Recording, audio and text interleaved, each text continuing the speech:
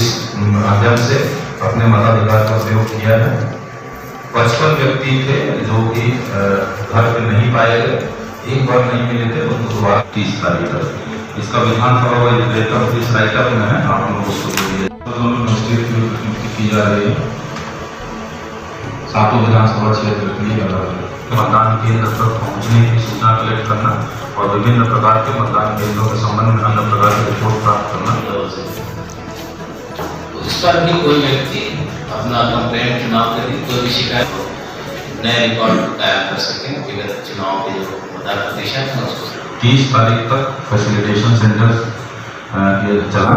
उसके पहले 48 घंटे का पीरियड या साइलेंस पीरियड रहता है। इसमें किसी भी प्रकार का चुनाव प्रचार सभा रैली रोड शो ये सब अनुमान नहीं होता है। और वो सब प्रतिबंध लग गया 6 बजे से।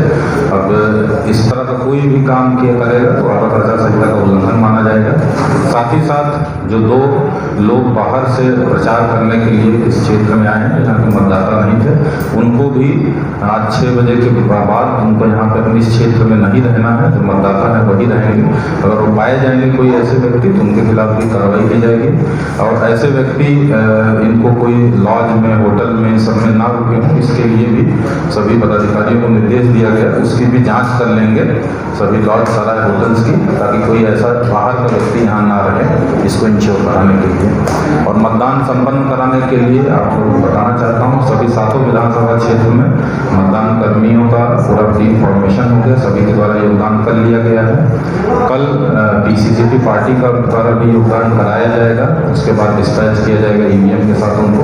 मतदान के दिन के लिए विधि व्यवस्था संधारण के लिए निष्पक्ष और किसी भी प्रकार की घटना से रहित चुनाव स्वच्छ चुनाव संपन्न कराने के लिए पूरी तैयारी कर ली गई है।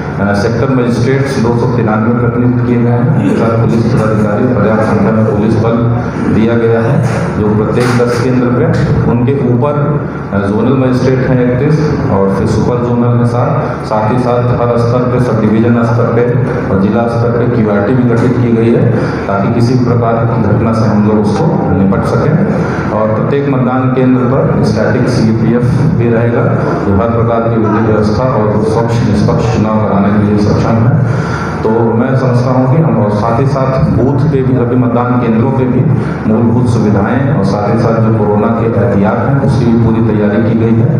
तो पूर्ण व्यवस्था की गई है कि स्वच्छ चुनाव हो सके, फेयर चुनाव हो सके, किसी तरह की घटना रहित चुनाव हो सके, उसकी पूरी तैयारी कर ली गई है। और कोरोना संक्रमण के बचाव की भी तैयारी की गई है।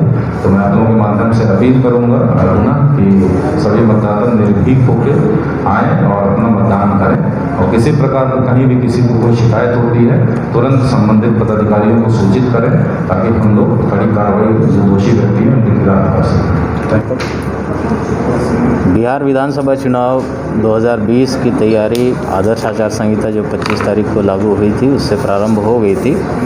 और उसके बाद से ज़िले में विधि व्यवस्था संधारण के लिए static surveillance teams, flying squad teams का गठन किया गया था जो निरंतर कार्य कर रही थी। साथ साथ जो बीच में प्री पोल एक्टिविटीज़ के लिए सीएपीएफ की डिप्लॉयमेंट यहाँ पे हुई थी, उनसे भी फ्लैग मार्च, एरिया डोमिनेशन और छापेमारी करवाई गई थी। इन सब कार्रवाइयों में अभी तक कुल 11,000 लीटर शराब बरामद किया गया है पुलिस और उत्पाद विभाग दोनों के द्वारा संयुक्त रूप से मिलकर। 25 लाख से ऊपर नगद राशि बरामद हुई है। तो 50,000 से ऊपर जो भी कैरी करते हैं वो ले जाना अभी अलाउड नहीं है आदर्श आचार संहिता में, तो उसको जब्त कर लिया गया है एफएसटी और एसएसटी टीम्स के द्वारा। Area domination, flag march, red छापेमारी जो सीएपीएफ ने की है वो अभी 200 से ऊपर स्थानों पे वो हो चुकी है अब तक और आज भी वो जारी है।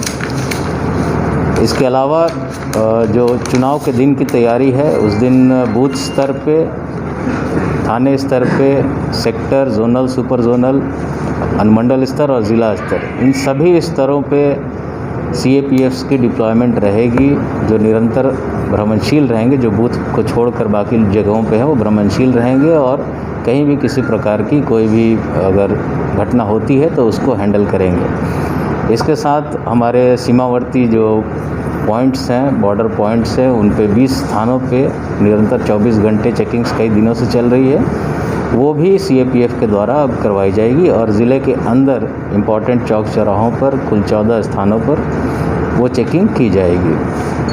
ये कुल तैयारी की गई है, किसी प्रकार की कोई भी घटना नहीं होनी चाहिए, हम लोग पूरी तरह से तैयार हैं। एक और जो एक्सपेंडिचर सेंसिटिव हमारा कॉन्स्टिट्यूंसी है, उसके लिए अलग से एक डीएसपी की प्रतिनियुक्ति हुई है मुख्यालय से, जो उसी असेंबली में भ्रमणशील रहते हुए वहाँ पे अपनी नज़र बनाए रखेंगे।